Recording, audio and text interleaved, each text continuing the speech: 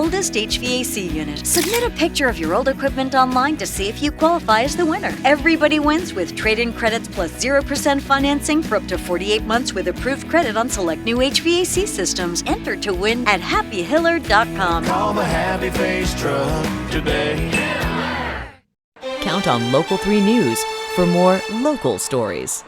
There are an awful lot of reasons to be proud that Chattanooga is your hometown. We're going to include all of North Georgia and the surrounding viewer area in all of that pride. But this morning we're going to pay some patriotic pride, because did you know that Chattanooga has the longest continuously running Armed Forces Day Parade, and you are invited once again on May 5th. Linda Mines is here. She, of course, is the Hamilton County historian, to get us patriotic in your red, white, and blue. Good to see you. I am. You know, you have to think red, white, and blue.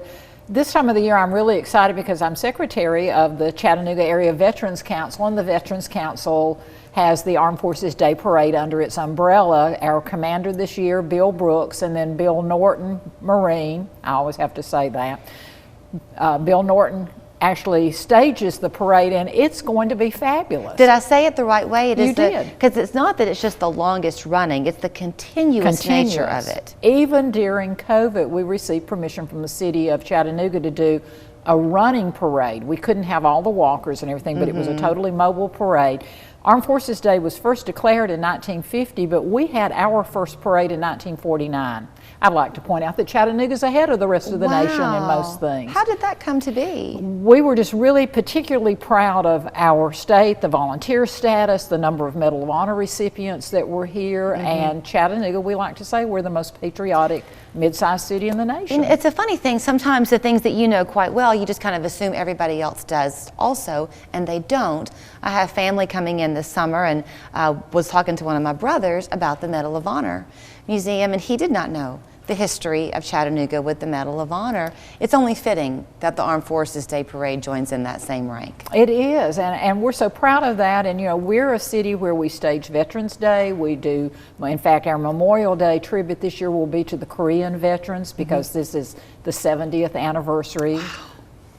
Isn't that hard to imagine? Yes. That's when I realize I'm not 21 anymore, is when I think about, but 70 years since the end of the Korean conflict. Okay, I'm going to have you put your teacher's hat on a little bit. It's been a while since you've been in the classroom, I know, but when you mentioned the Korean War, I remember being in high school, so I graduated in the mid-80s from high school. Such a child.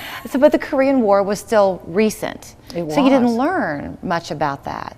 Do you know if in today's classrooms, are they getting into more mid-20th century and up? They are, and a lot of the high schools offer what they'll call a course in 20th century history. Actually, I'm starting a class at the library that will begin next month on the second Tuesday of each month, and it's modern presidency, but that allows you to look at diplomacy, look at wars, look at legislation. Okay. We'll start with Teddy Roosevelt, and we're going to come all the way through. It'll take us a year and a half.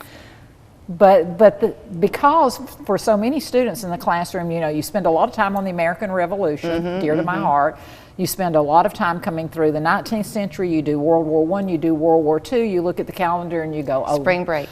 Oh gracious, it's spring break. We're coming back. We're getting ready for exams. We're going to do what used to be the last 25 or 30 years of history. Well, you know, World War II was now 80 years ago. Yeah.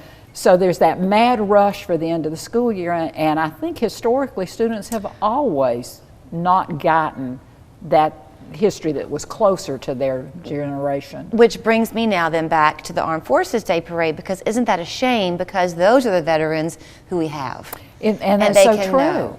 And our Korean veterans, you know, are now in their 80s and 90s, late 80s and 90s. We still have World War II veterans. In fact, our Grand Marshal of the Armed Forces Day Parade this year is Bo Klein, who is a World War II Army Air Corps veteran and former POW, 103.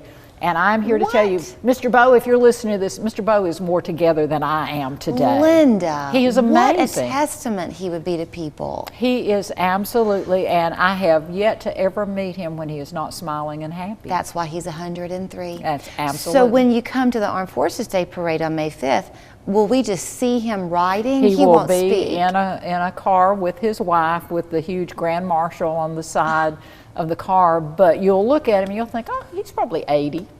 Okay, I only have 103. about a minute or so left. Yes. There will be a keynote speaker or a speaker after the parade, correct? There will be, and our chief reviewing officer and the keynote speaker is U.S. Air Force. We do a designation, different branch each year.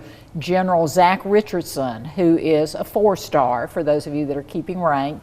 And he is out from Wright-Patterson Air Force Base. He's in charge of all U.S., I have to say this correctly, United States Air Force Materials Command, which means he has 89,000 people under his command and a budget of $72 billion because he's in charge of all planes, all weapon systems, all tactical arms, everything falls under his command. So we are so excited that he's going to be here. He's going to be fabulous. That's very impressive. Okay, the 30 seconds I have left. The parade starts at what time on the 5th? 10:30 on Friday, May the 5th, Line Market Street, anywhere from MLK to 4th. It's going to be amazing. Bill Norton always puts on a great parade. We have over 150 different groups that will be marching. The parade will be led by the Watauga Drum and Fife Corps, 3 young revolutionary drummers and fifers who are nationally acclaimed. They're going to set the tone. Love it. And can people contact the library to find out about your classes? They certainly can. So go to the Chattanooga Public Library? Chattanooga Public Library. And it starts this summer? It starts this summer. It starts in May at 5 o'clock on Tuesday evenings. I may have to go buy a notebook so I can take some notes in class. Good talking to you, my friend. Always so much fun. We're back after this. St. Jude Dream Home tickets are selling fast. If you get your ticket before April 29th, you'll also have a chance to win a $10,000 gift card. So call or go online now to get your ticket before they sell out. Shop Carpets of Dalton and Furniture of Dalton on May 4 through May 7 for major markdowns on flooring, furniture, rugs, mattresses, and much, much more. For 4 days only, you can take home quality name brand items at their lowest prices ever, with hundreds of items marked below cost. With nearly 6 acres of showroom, you'll find just what you need for your home. Plus, get 0% financing for 48 months. Shop, save, take home today at Carpets of Dalton and Furniture of Dalton.